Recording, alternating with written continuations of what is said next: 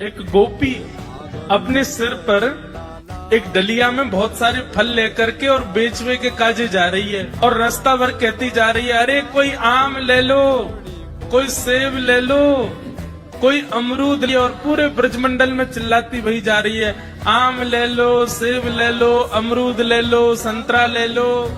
उस स्वर को जब नंद नंदन ने अपने नंद भवन में क्रीड़ा करते हुए श्रवण किया, नन्हे से गोपाल जी हैं, केवल 3 वर्ष की आयु है ठाकुर जी के, मोटे मोटे पाम, मोटे मोटे हाथ, ठाकुर जी को नेक्सा सो पेट, बटुआ सो मुंह, और ठाकुर जी क्रीड़ा कर रहे हैं। और क्रीड़ा करते करते तोतली बानी में यशोदा मैया से कहने लगे, बोले मैया मैं फल खरीदने जाऊंगा। मैया बोली, लाला ऐसे ना मिलो करें, फल बेचवे वाले को कछु देनो पड़े, तेरे पास तो कछु है ना है, तू कमावे धमावे तो है ना है, इतना बड़ा है वो, अब वो घर में बैठो रे। 3 वर्ष के ठाकुर जी बस। ठाकुर जी बोले, मैया जे नंद भवन कौन को है? बोले 13 है। लाख गैया कौन की है? बोले जेऊ तेरी है। और ये नंद बाबा कौन को है? बोले ये तेरो।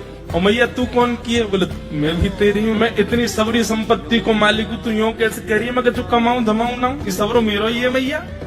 और मैया देख, आज मैं तेरे सामने फल खरीद के लाऊंगा।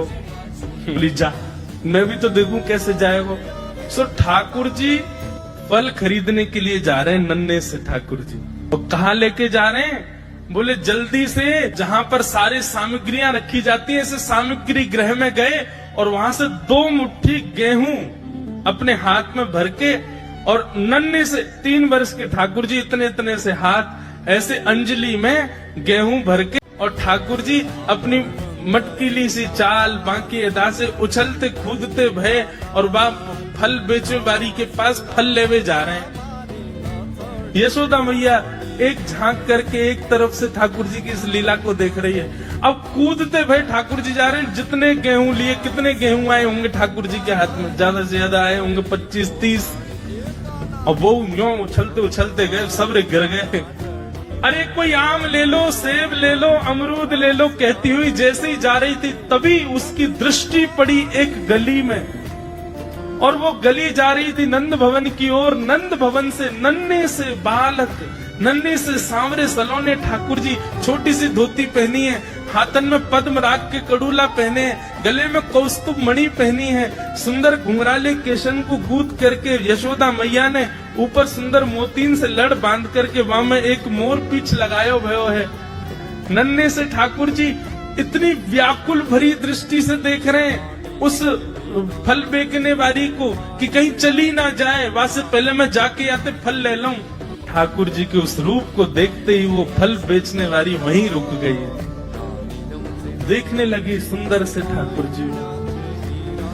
ठाकुर जी बाके सामने जाके खड़े हो गए। उसने अपने फल की डलिया नीचे रखी। ठाकुर जी फल देख रहे हैं कौन से लेने। अब उंगली करके ठाकुर जी कह रहे हैं, जेवारो दे दो, जेवारो दे दो, ये दे दो, ये दे दो। करते करते करते पूरी डलिया ही कह दी। बोले सबरी दे दो। गोपी बोली, अरे लाला ये सब ऐसे ही ले जाएगो, कछु देगो ना मुँह। अरे ऐसे ना मिलो करे, कछु देनो पड़े, चल कछु दे मुँह को तभी मिलेगी। ठाकुर जी बोले, तो फिर रो काहे को रही है? मैं ऐसे थोड़ी लेके जाऊंगा, नंद बाबा को ला लाऊं, मेरी सभी संपत्ति है, मैं अपनी संपत्ति में से कछु हिस्सा तो दूंगा तब पल लेके जाऊंगा। अच्छा दियो, कहा देगो संपत्ति में? तो जितने गेहूं ठाकुर जी भर के लाए, वहां में से केवल एक बचो ठाकुर जी के हाथ में। और ठाकुर जी मुट्ठी खोल के वो एक गेहूं ले में, और बड़े संकोच वश कि अब एक ही बचो, कहा करूं, ले जी है। उस एक गेहूं के दाने को अपने हाथ में लेकर के कोमल से ठाकुर जी की उस मुखाकृति को देख करके वो फल बेचने वाली की तो सुध बुद्धि चली गई। ठाकुर जी बोली, अरे नजर लगावेगी मुंह को, चल जल्दी फल दे दे। बोले फल दे तो तुम, लेके कैसे जाओगे? 4 आम के बराबर के तो तुम स्वयं हो। एक आम के ऊपर एक ऐसे 4 खड़े कर दूं तो इतने बड़े तो तुम खुद ही हो, कैसे लेके जाओगे? ठाकुर जी बोले, बड़ी चिंता। तभी गोपी ने कहा, अच्छा आओ मैं दूं।